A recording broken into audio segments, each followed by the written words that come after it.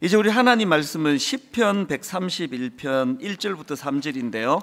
다 자리에서 일어나셔서 지난주에 이어서 한 번 더 시편 131편을 살펴보려고 합니다. 세 구절 우리 합심해서 한 목소리로 같이 읽도록 하겠습니다. 1절입니다. 여호와여, 내 마음이 교만하지 아니하고 내 눈이 오만하지 아니하오며 내가 큰 일과 감당하지 못할 놀라운 일을 하려고 힘쓰지 아니하나이다. 실로 내가 내 영혼으로 고요하고 평온하게 하기를 젖된 아이가 그의 어머니 품에 있음 같게 하였나니 내 영혼이 젖된 아이와 같도다. 이스라엘아, 지금부터 영원까지 여호와를 바랄지어다. 아멘. 네, 자리에 앉아주시기 바랍니다. 요즘 보면은 그 인간의 불안과 염려 또 두려움 뭐 이런 것과 관련된 책들이 참 많이 나오는 것을 볼 수가 있습니다. 최근에 나온 책 중에서 조너선 하이트 교수가 쓴 불안 세대라는 책이 있습니다.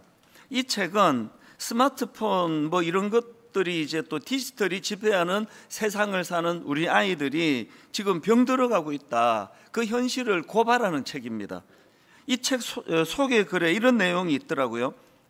지금 스마트폰 등 디지털 세계에 노출된 10대 청소년들의 우울증이 2.5배 증가되고 만성 불안에 시달리는 청소년 139%가 증가되고 여자 청소년 자살률 167%가 증가되는 등 심각한 상황에 놓여 있다. 그리고 아이들이 작은 좌절과 스트레스에도 지나치게 예민하고 무기력과 우울로 고통받는 불안 세대가 되어가는 것이다. 뭐 이런 내용의 이제 글을 읽으면서 생각해 보니까요. 뭐 이런 내용의 주제를 다룬 책이 지금 뭐 굉장히 많이 나옵니다. 그리고 이 책의 저자는 미국의 전문가 교수예요.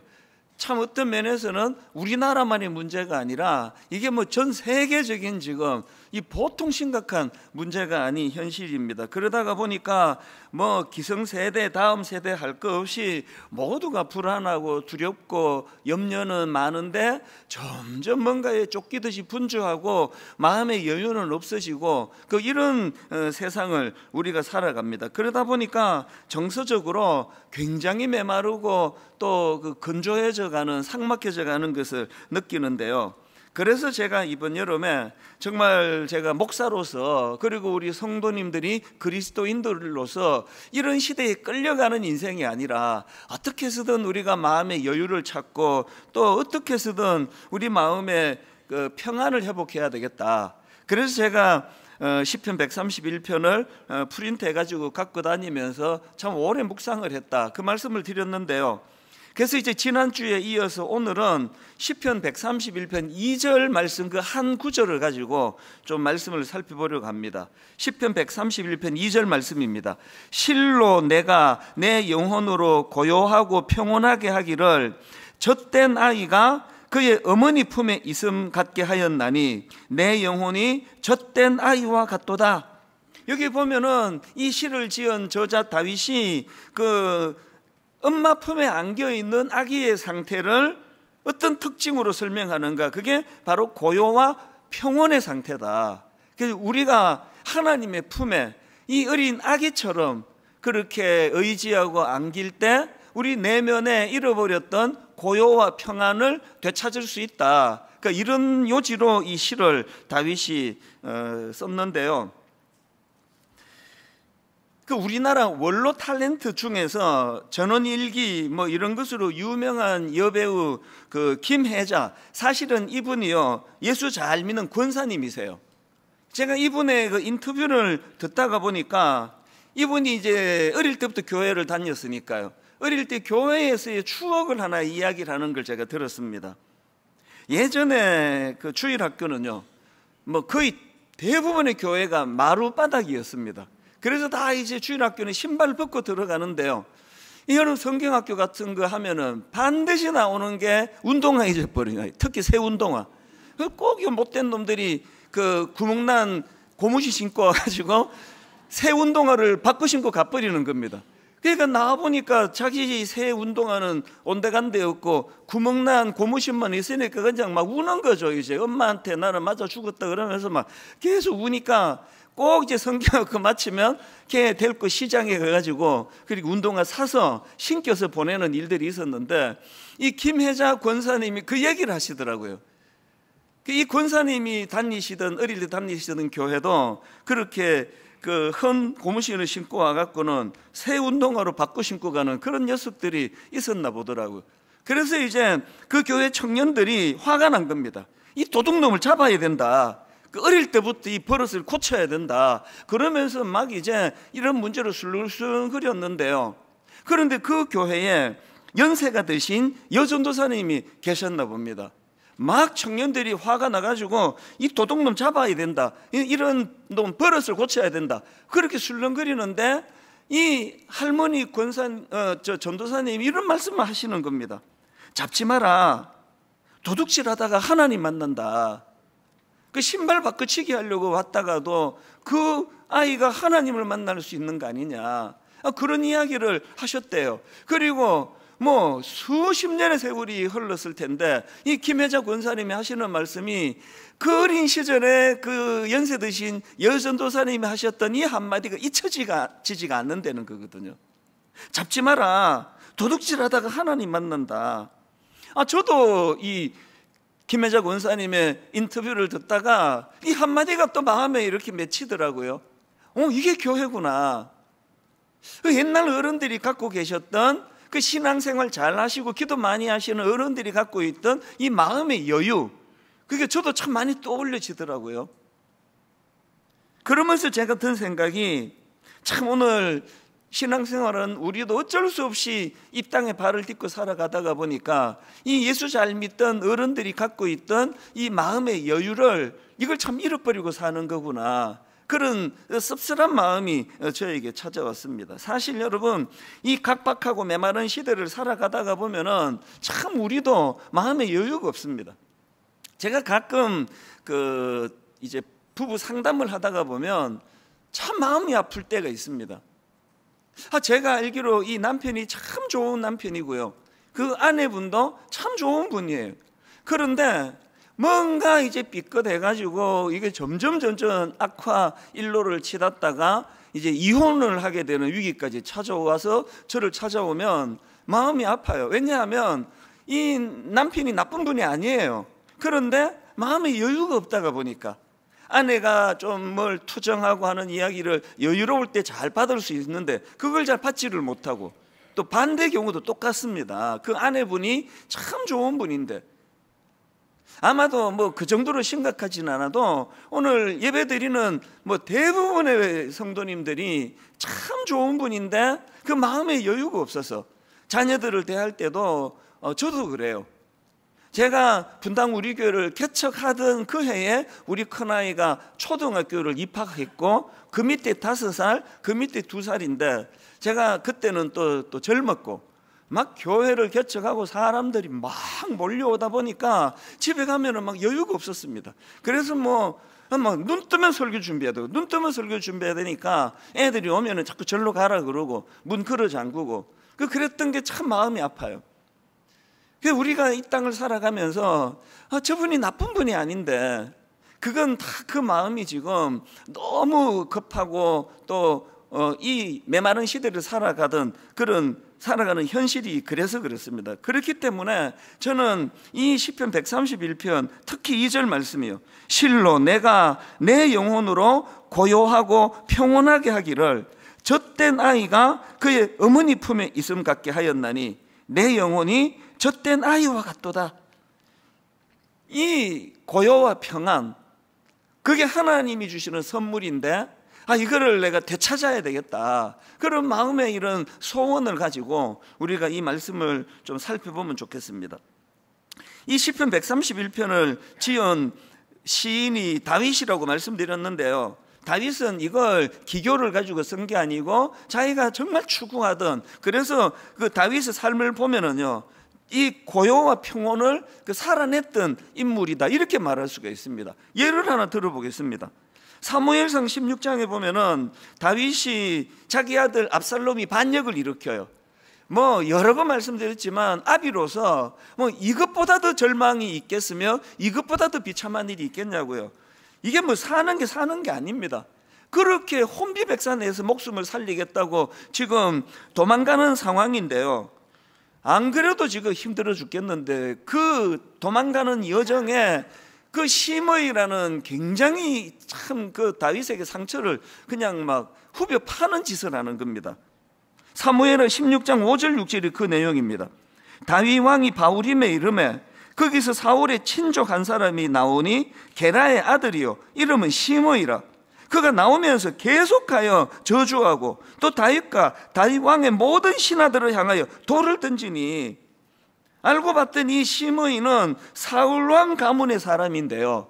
참 이런 부류의 사람이 비열해요. 다윗이 권력이 있고 힘이 있을 때는 막 찍소리도 못하고 그냥 요즘 젊은 사람들 말로 그냥 막 찌그러져 있다가 다윗이 이제 뭐 힘이 하나도 없어지는 건가 했더니 막 득달같이 나와가지고 막 돌을 던지면서 조롱을 하고 저주를 퍼붓는 겁니다. 그 다윗의 일행 그 신하가 뭐 그 격분하는 거죠. 그래서 그 일행 중 한 사람이 다윗에게 왕이시여 저 심의의 머리를 베게 해달라고, 아무리 우리가 급하지만 저런 놈은 살려두면 안 된다고 그랬더니요, 그거에 대한 다윗의 반응이 놀랍습니다. 뭐라고 말하는가 하니까 사무엘하 16장 10절과 11절입니다. 왕이 이르되 스루야의 아들들아 내가 너희와 무슨 상관이 있느냐, 자기 일에 나서지 말라는 거예요. 그러면서 다윗이 하는 말이 이겁니다. 그가 저주하는 것은 여호와께서 그에게 다윗을 저주하라 하심이니 내가 어찌 그리 하였느냐 할 자가 누구겠느냐고. 또 다윗이 아비새와 모든 신하들에게 이르되 내 몸에서 난 아들도 내 생명을 해하려 하거든 하물며 이 베냐민 사람이랴. 여호와께서 그에게 명령하신 것이니 그가 저주하게 버려둬라. 그리고는 이 12절 말씀이 놀랍다 못해 처절해요. 세 번역으로 보십시오. 혹시 주님께서 나의 이 비참한 모습을 보시고 오늘 심의가 한 저주 대신에 오히려 나에게 좋은 것으로 갚아주실지 누가 알겠어. 뭐 딴 거 다 뭐 분석 내버려 두더라도요, 지금 그렇게 아들이 쿠데타를 일으키고 도망가는 과정에서 이렇게 자기를 조롱하는 그 심의 앞에서도 다윗이 지금 오늘 자기가 노래한 시편 131편을 그대로 구현하는 거예요. 하나님 주신 그 마음의 고요와 평온을 빼앗기지 않았기 때문에 이렇게 반응할 수 있는 거 아니냐고요. 사람이 마음의 여유가 있을 때요, 뭐 아내나 남편이나 또 뭐 부모님이나 자녀나 뭐 교회에 누가 뭐라고 그렇게 상처를 주고 괴롭혀도요, 이렇게 다윗처럼 여유롭게 반응할 수 있는 거 아닙니까? 이게 참 멋지잖아요. 신앙인으로 어떤 상황에서도 엄마 품에 안긴 아기처럼 나는 고요와 평안을 잃지 않기를 원한다. 이 다윗이 쓴 이 시가 그래서 너무나 제게는 아름답게 느껴지더라는 거거든요. 이 못된 심의를 상대하는 다윗의 모습에서 제가 놀라는 게요, 지금 그가 마음의 고요와 평온을 잃지 않으니까요, 그렇게 자기를 집요하게 괴롭히고 저주하는 심의 그를 상대하는데 다윗은 지금 그 심의와 자기 사이에 누구를 개입시켰냐고요? 하나님을 개입시키잖아요. 저 못된 말 속에도 하나님의 뜻이 있을지 내가 어떻게 아느냐. 이런 사람이 상처를 받겠습니까? 이런 다윗의 모습이 사무엘상 24장에도 나옵니다. 얼마나 자기를 죽이려고 괴롭혔던 사울 왕인데요, 어느 날 엔게디의 한 동굴에서 그렇게 자기를 집요하게 괴롭히던 사울을 죽일 수 있는 기회가 온 거예요.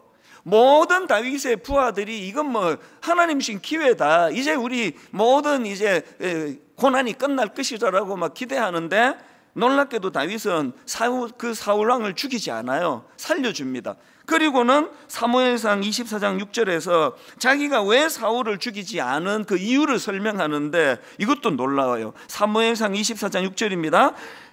자기 사람들에게 이르되 내가 손을 들어 여호와의 기름 부음을 받은 내 주를 치는 것은 여호와께서 금하시는 것이니 그는 여호와의 기름 부음을 받은 자가 됨이니라 하고, 지금 다윗이 보여주는 이 여유로움이요, 그렇게 한 10여 년을 쫓겨다니고 죽을 고생을 했던 다윗이지만, 다윗은 그 사울과 같은 일은 니 나한테 그랬니? 나도 복수할 거야, 이렇게 반응하지 않는 거예요. 저는 목회하는 제 목회 현장에서 또 가정에서, 여러분은 여러분의 직장에서, 여러분의 가정에서 하나님께 이거 구해야 돼요. 하나님, 다윗이 가지고 있는 이 여유로움을 허락해 주시기 원합니다. 그래서 제가 또 보복하고 그 사람은 또 더 크게 보복하고, 이런 악순환이 지금 이 시대, 또 정치를 보면은 저는 뭐 거의 절망이에요. 뭐 여당 야당 뭐 거의 절망이에요. 이런 관용을 가지고 정치하는 것까지는 기대를 하지 않는데요, 참 화가 나요. 모든 사람들 현수막 못 걸기 법으로 다 막아놓고 정치 구호만 허락을 하는 거 아십니까? 거기에 보면은 아침에 출근할 때 막 역겨워요. 이 시대 앞에 우리가 놀아나면 안 된다는 거거든요. 하나님, 저에게 여유를 주시기 원합니다. 그래서 때로는 남편이, 때로는 아내가 이 사람 왜 이러지? 이런 느낌이 올 때, 그때 우리의 실력이 드러날 거 아닙니까? 웃으면서 넉넉하게 품어주는 이런 꿈을 꾸자는 거예요. 그래서 여러분, 우리가 이 시편 131편을 이번 2학기 동안에 좀 묵상하고 또 외우고, 그래서 좀 암기력이 되는 분은 1, 2, 3절을 통으로 다 외우시고, 저처럼 어릴 때 연탄가스를 많이 맡아가지고 절대로 잘 안 외워지는 분은 2절만이라도 외우죠. 2절. 그래서 하나님 앞에, 하나님, 어떤 경우라도 내 영혼으로 고요하게 평온하기를, 젖대 나기가 그 엄마 품에 있음 같게, 이런 여유로움을 허락해 주시기 원합니다. 이게 이번 2학기에 우리 교회적인 이게 목표가 되기를 원합니다. 그래서 제가 이런 목표를 이루기 위하여 두 가지 실천 사항을 말씀을 드리겠습니다. 이거 원하시면요, 131편 2절을 원하시면 두 가지 실천해야 돼요. 하나는요, 첫째로는 하루에 단 10분만이라도 고요하고 깊은 묵상의 자리로 나아가셔야 돼요. 오늘 우리 시대는 너무 소란해요. 막 어떨 때는요, 막 올림픽 중계 듣다가도 볼륨 끄고 듣기도 해요. 막 설명도 막 너무 소란해요. 교회도 막 너무 소란해요. 우리 교회 같이 막 1부 다음 2부, 2부 다음 3부, 그래도 1만 성도 파송 운동 이후로 4부, 5부 없어서 천만다행이에요. 막 너무 소란해요. 막 교회도 시끄럽고 막 주차장도 시끄럽고. 그래서 우리가요, 자꾸 이 고요하고 깊은 묵상의 자리로 나가야 돼요. 이 본을 보여주신 분이 예수님이십니다. 예수님도 분주하셨습니다. 누가복음 4장 40절을 보십시오.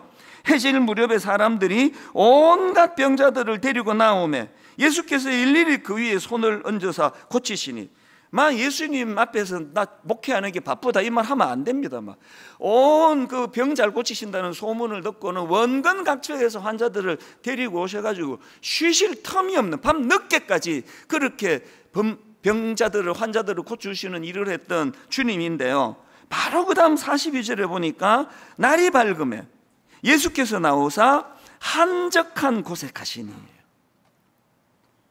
같은 내용을 다루고 있는 마가복음 1장 3절은 좀 더 구체적입니다. 새벽 아직도 밝기 전에 예수께서 일어나 나가 한적한 곳으로 가사 거기서 기도하시더니, 어떤 경우에도 예수님이 평정심을 잃지 않으시고, 어떤 경우에도 예수님이 그 악한 원수들을 절대로 신적인 권위 이거를 빼앗기지 않게 평정심을 가질 수 있었던 건, 뭐 예수님이니까 그렇지, 당연히 그렇죠. 그런데 그분이 보여주신 모범은 그게 그냥 막 일어나는 것이 아니라, 주님이 애쓰시는 건 한적한 곳에 가시는 거예요.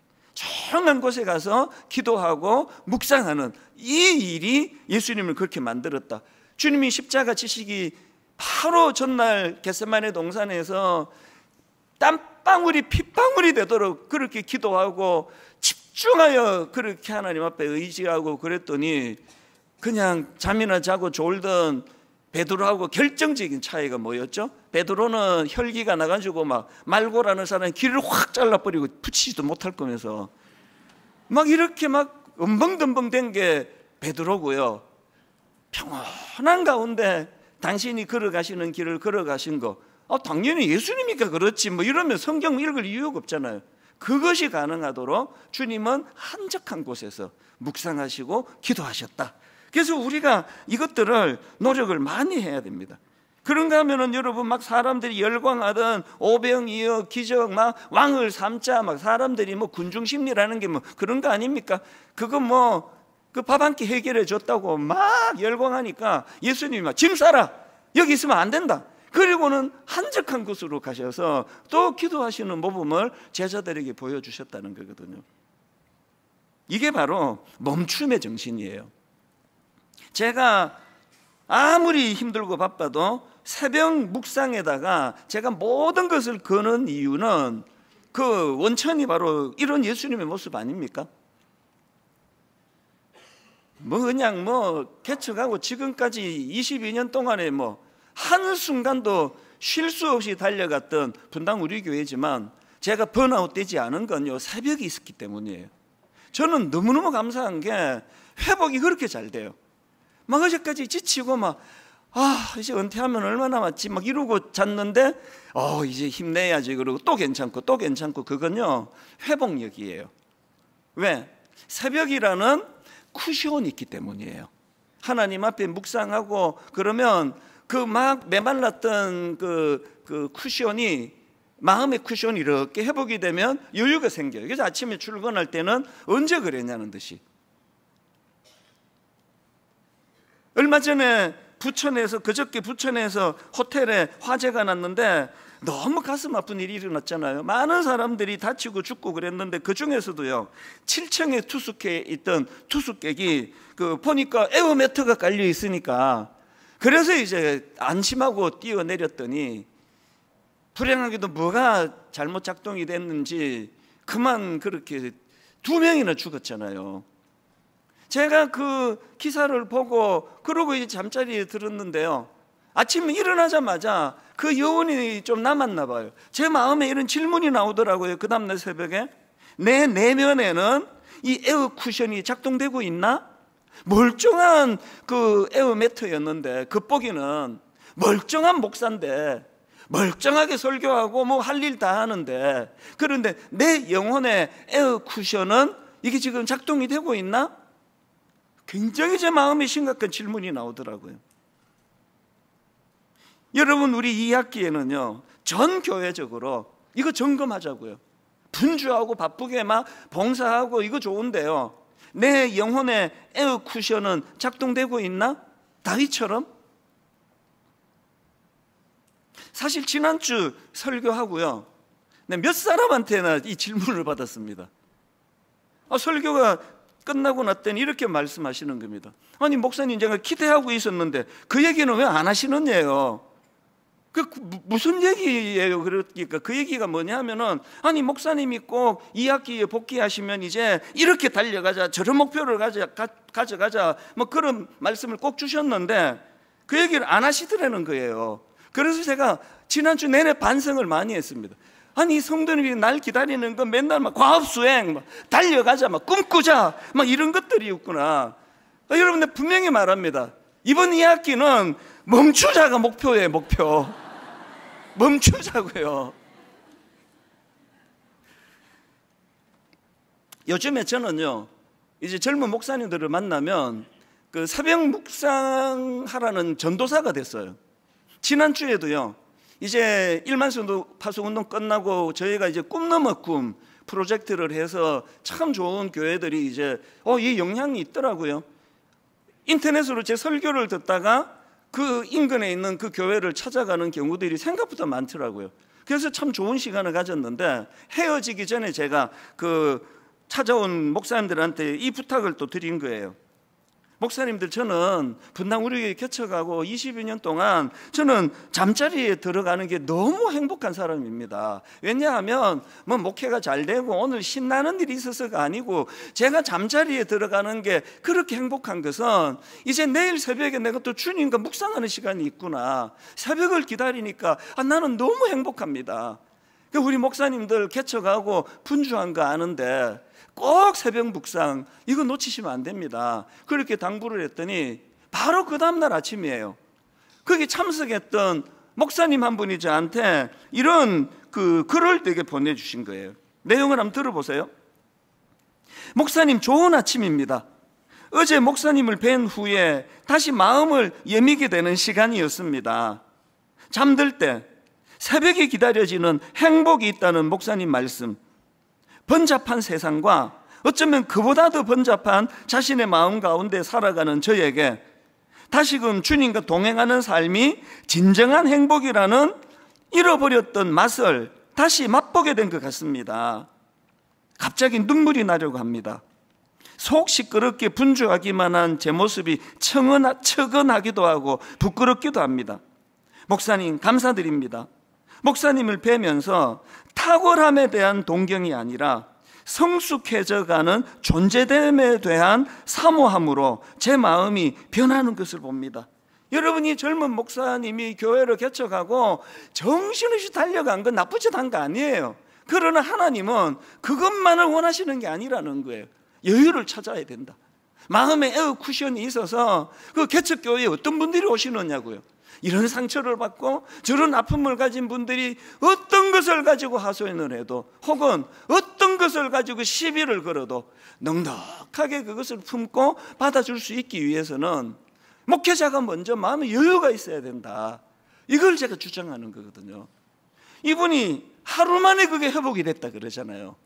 오늘 예배 드리시는 성도님들, 여러분 내면에 이 에어 쿠션이 작동되는 성도님들 되도록 단 15분도 좋아요. 10분도 좋아요. 깊이 묵상하는 자리, 고요의 자리로 나아가시는 여러분 되시기 바랍니다.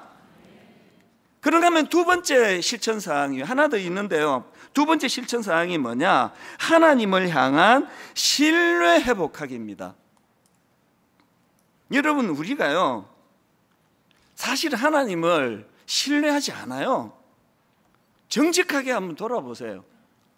여러분, 지금 이 젖된 아기가 엄마 품에 있는 이것이 왜 그 아기에게 고요와 평안을 제공합니까? 왜 그렇습니까? 그 아기는 엄마를 신뢰하기 때문이에요.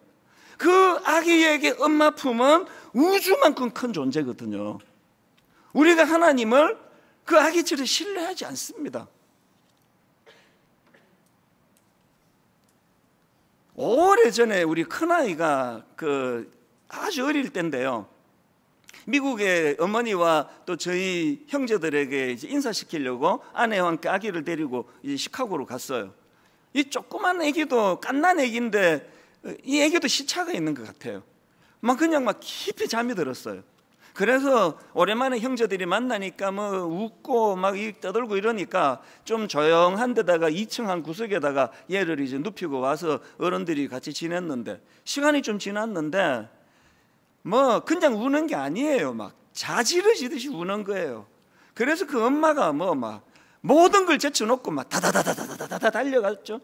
그리고 불 켤 겨를도 없어요. 애기를 덥석 안았어요. 조용해졌어요. 불 안 켜도 됐더라고요. 이 아기에게 엄마 품이 거기가 컴컴하건, 거기가 밝건, 거기가 시카고건, 거기가 LA건 관심이 없더라고요. 여러분, 그 젖된 아기가 엄마 품에 있는 걸 왜 다윗이 고요의 상태다, 이게 바로 평온의 상태다. 그 엄마에 대한 신뢰 아닙니까? 우리는 하나님에 대한 이런 신뢰가 없습니다. 제가 이번에 이 말씀을 준비하면서 마가복음 4장을 많이 묵상을 했는데요, 여기 보면은 이제 제자들이 예수님과 함께 배를 타고 가다 풍랑을 만나요. 이게 얼마나 치명적이었는지, 자, 마가복음 4장 36절 37절입니다. 그들이 무리를 떠나 예수를 배에 계신 그대로 모시고 가며 다른 배들도 함께 가더니 큰 광풍이 일어나며 물결이 배에 부딪혀 들어와 배에 가득하게 되었더라. 그래서 이게 얼마나 심각했던지 예수님을 깨웁니다. 38절.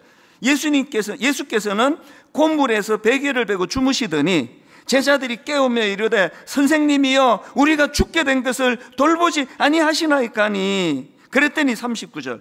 예수께서 깨어 바람을 꾸짖으시며 바다더러 이르되 잠잠하라 고요하라 하시니 바람이 그치고 아주 잔잔하여지더라. 이 내용 다 아는 유명한 내용인데요, 제가 새삼 두 가지 흥미로운 걸 발견을 했습니다. 발견했다기보다 새삼 이것이 제 마음에 와닿았는데요, 먼저는요, 지금 예수님이 두 대상을 꾸짖고 계세요. 하나는 먼저 근원적인 외적인 문제를 해결하기 위하여 풍랑을 잠잠하라라고 꾸짖으셨고요, 그리고는 제자들을 꾸짖으세요. 그런데 여러분 동의가 되세요? 그렇게 삼킬 듯이 지금 풍랑이 불어오는 그 바닷가에서 두려움을 느끼지 않는다면 그게 오히려 이상한 거지. 두려움을 느끼는 제자들이 잘못했냐고요. 지금 그걸 꾸짖고 계시거든요. 인간은 두려움을 느끼는 존재예요. 왜 예수님이 그걸 꾸짖고 계시느냐?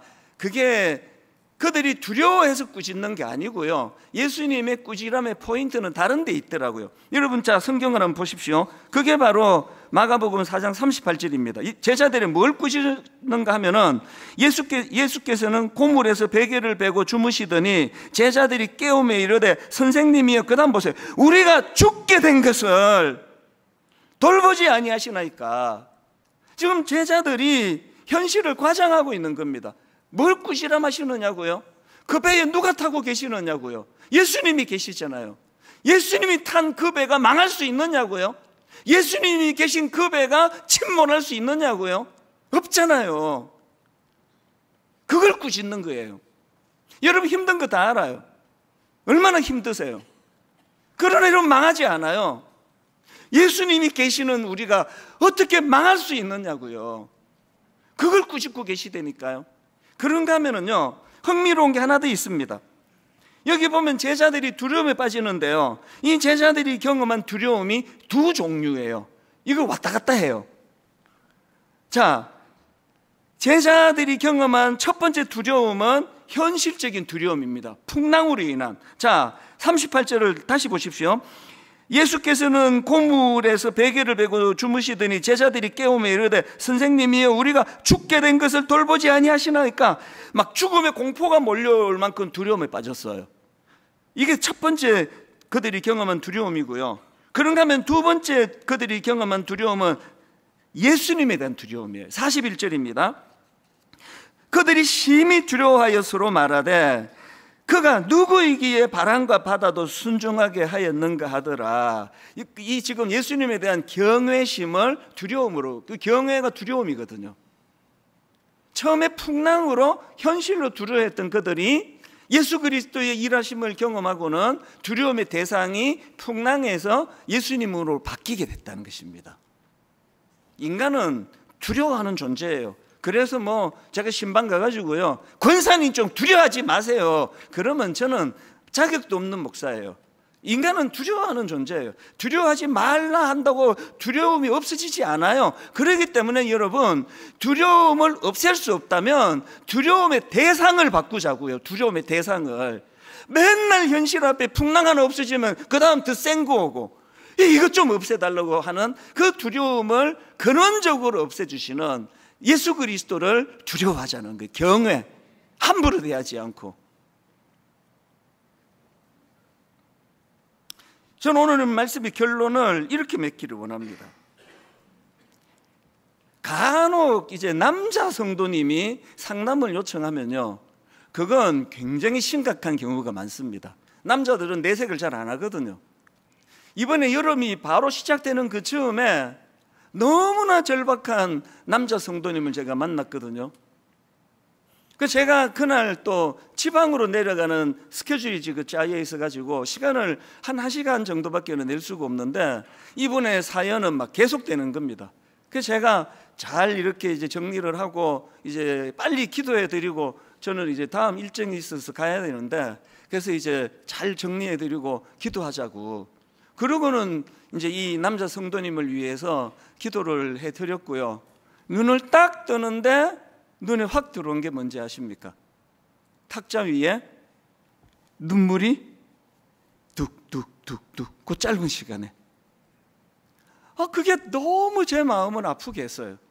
그래서 제가 집사님, 제가 지금 지방에 가야 되는 것 때문에, 그래서 제 마음으로 이분을 내가 정말 도와드려야 되겠다, 그렇게 마음으로 다짐한 게 이게 여름이 시작되던 즈음인데요.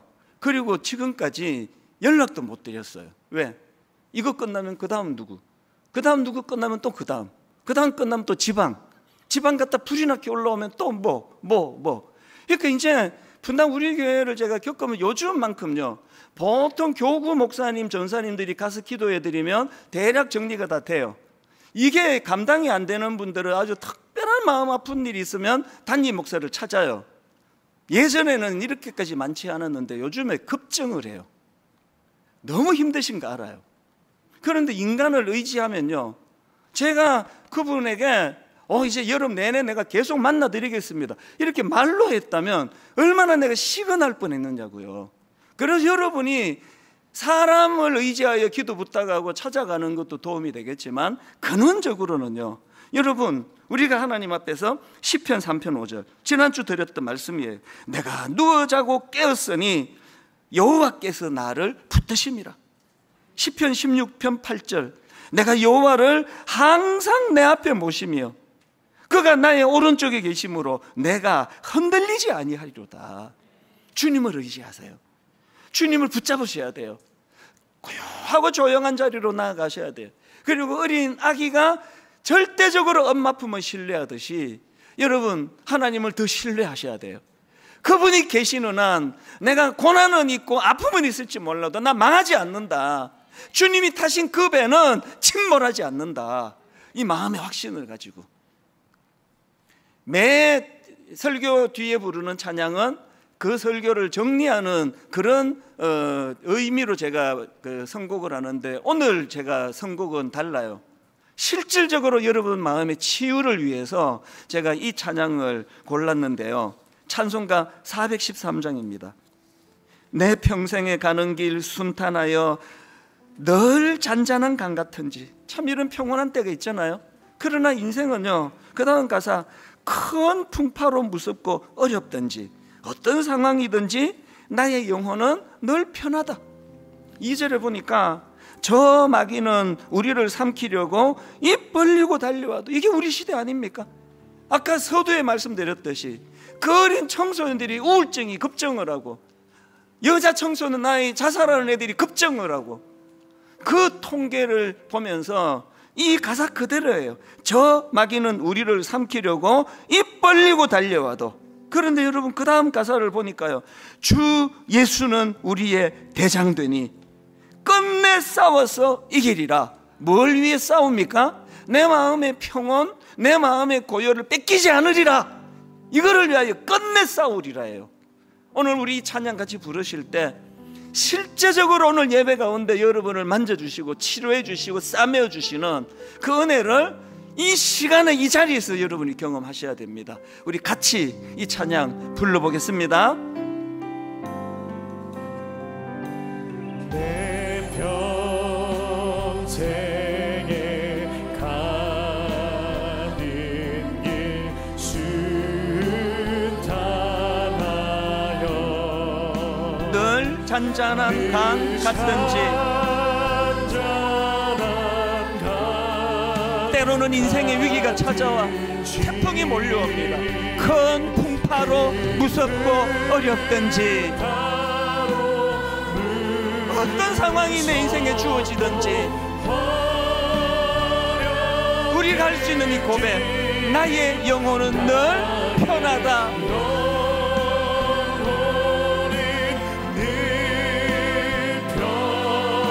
우리 1절 다시 한번, 내 영혼이 내 평생에 가는 길, 내 평생에 가는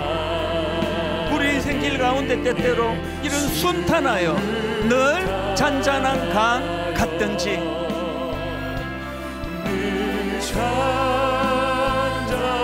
때때로 인생의 어려움이 찾아오고 인생의 위기가 몰려오는 큰 풍파로 무섭고 어렵든지,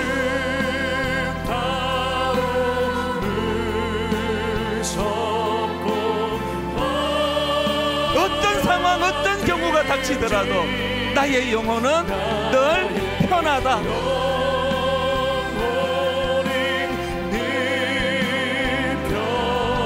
오늘 보혜사 성령님께서 우리 영혼을 평안하게 해주십니다. 내 영혼,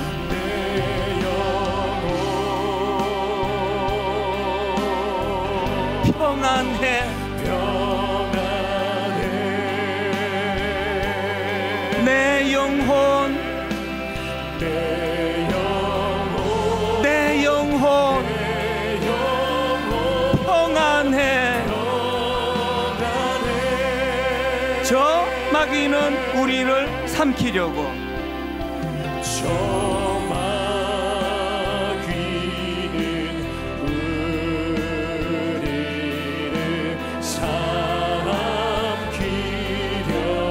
입 벌리고 달려와도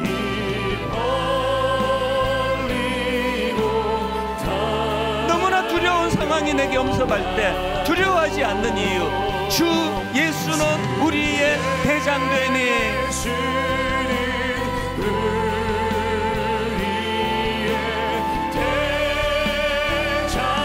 끝내 싸워서 이기리라.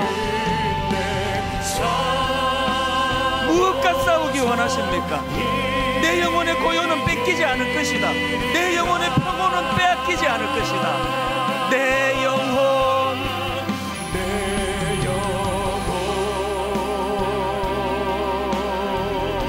평안해.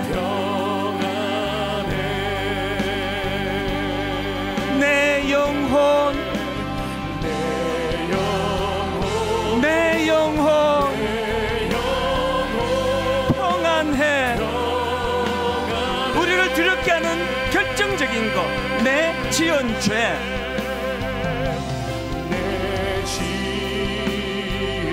주홍빛 같더라도 우리가 범한 죄악이 우리를 두렵게 만드는 그 두려움의 상황에 주 예수께 다 아뢰며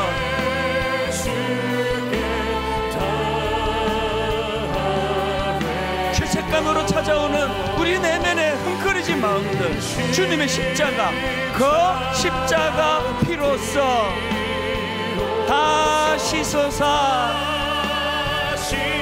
믿음으로 선포합니다. 흰 눈보다 더 정하리라.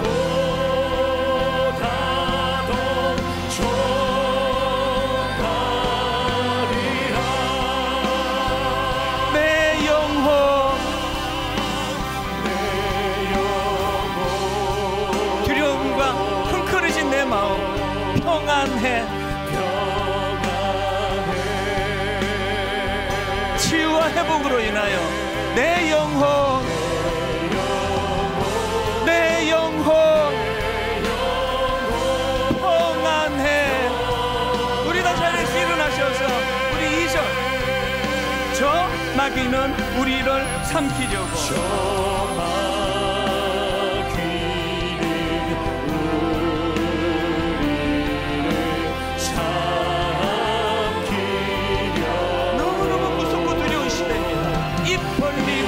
달려와도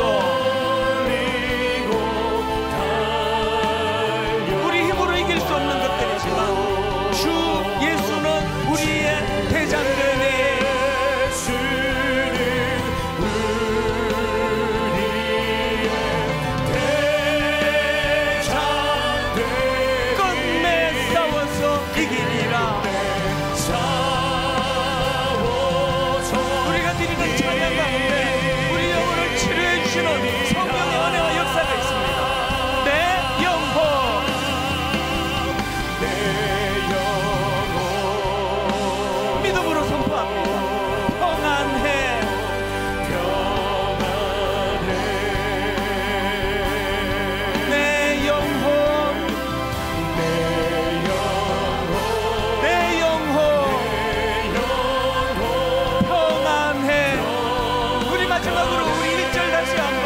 전심을 다하여 내 평생에 가는 길.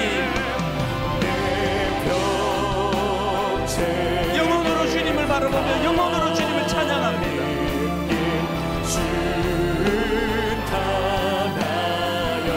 늘 잔잔한 강 같은지 인생길 고난을 만나고 아픔을 경험하고 낙심된 상황이 주어질 때 큰 풍파로 무섭고 어렵든지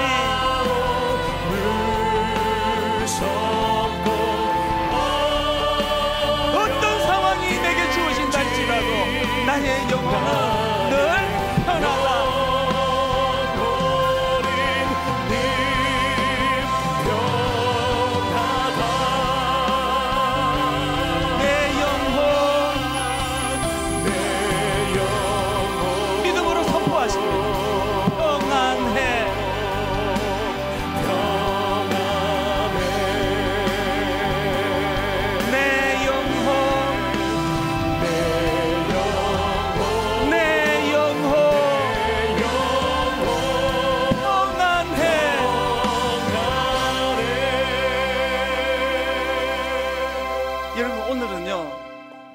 우리 오른손을 가슴에 얹으시고요, 잠잠히 보혜사 성령님께서 너 많이 지쳤구나, 참 많이 힘들었구나, 어디서 그 상한 마음을 치료함 받겠니? 보듬어 주시는 성령님의 은혜를 이 시간 사모하셔야 됩니다. 큰 소리로 기도하지 않으셔도 우리의 아픔을 아세요. 이렇게 좋은 배우자를 만나서 가정을 이룰 때 이렇게 삐끗삐끗 거리는 일은 절대 없을 줄 알았는데, 아들을 낳고 딸을 낳고 이 아이만큼은 내가 어떤 경우라도 내가 잘 키울 자신이 있다고 그렇게 시작한 자녀 교육이었는데 너무 당황스럽고 난감한 일이 찾아오고 부부간에 자꾸 오해가 생기고 점점 이제 부모님과도 대화가 잘 안 되고, 그래서 점점 우리의 심령이 메말라 가다 보니까 원래 이런 사람이 아닌데 자꾸 건조해지는 거거든요. 오늘 성령의 단비가 촉촉히 적셔지는 이 은혜를 사모하셔야 됩니다. 조용히 반주를 들으시면서 여러분, 우리가 아직 내 심장이 뛰는 그곳에 손을 얹고 하나님, 저 죽지 않았습니다. 아니 어떻게 예수님이 타고 계신 배가 망할 수가 있겠습니까? 우리는 망하지 않습니다. 망할 수가 없습니다. 우리 입술을 벌려 잠잠히 작은 소리지만 하나님 앞에, 하나님 저 힘들어요, 하나님 저 지쳤습니다, 하나님이 힘 주셔야 되는데 하나님 회복의 은혜를 주시기 원합니다. 우리 입술을 벌려 성령님의 사모한 그 은혜를 사모하며 우리 합심해서 나직하게 조용하게 그러나 진지하게 하나님 앞에 은혜를 구하며 기도하는 시간을 갖겠습니다. 오 하나님 아버지, 우리 평생에 가는 길이 늘 순탄하기만 하고 우리 평생에 가는 길이 늘 잔잔한 강 같은 이런 삶을 원하는데, 하나님 때때로 원치 않는 풍랑이 찾아옵니다. 무섭고 두렵고 어려워 마음이 무너질 때가 참 많은 게 인생입니다. 오늘 하나님, 여전히 나는 살아있고 하나님 은혜를 경험하고 느끼고 있고 보혜사 되시는 성령님 내 마음을 치료해 주실 것을 우리가 소원하고 확신하며 이 시간 은혜를 구합니다. 이렇게 고백하기를 원합니다. 선포하기 원합니다. 내 영혼 평안해, 내 영혼 평안해, 내 영혼 고요와 평온으로 젖된 아기가 엄마 품에 안겨 있을 때 그 평온함, 그 고요함, 이것을 회복하기 원합니다. 하나님 은혜로 인도하여 주시옵소서. 하나님 아버지, 이 시대가 너무너무 버겁습니다.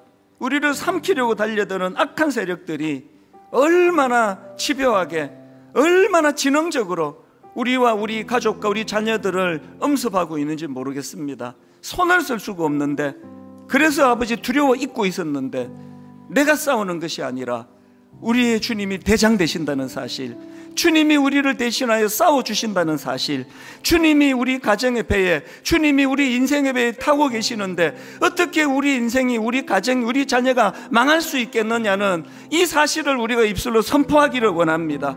그래서 하나님, 어떤 경우라도 끝내 싸워서 내 심령의 이 고요함, 내 심령의 평온은 빼앗기지 않도록 몸부림치며 싸워내겠습니다.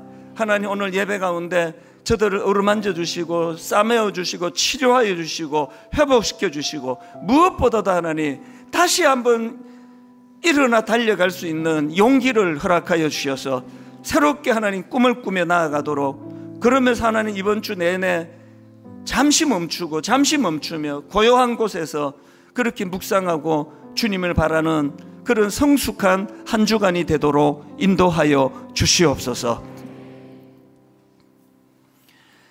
우리 주 예수 그리스도의 은혜와 하나님 아버지의 다함없는 사랑과 성령님의 감동, 감화, 위로교통 충만하심의 역사가 내 마음의 고요와 평온, 젖된 아기가 엄마 품에 안겨 있을 때 누리는 그 고요와 평온, 하나님으로부터 부여받고 그렇게 힘얻어 달려가기로 다짐하며 예배하는 모든 주의 자녀들 머리 위에 지금부터 영원토록 함께 하시기를 간절히 축원하옵나이다.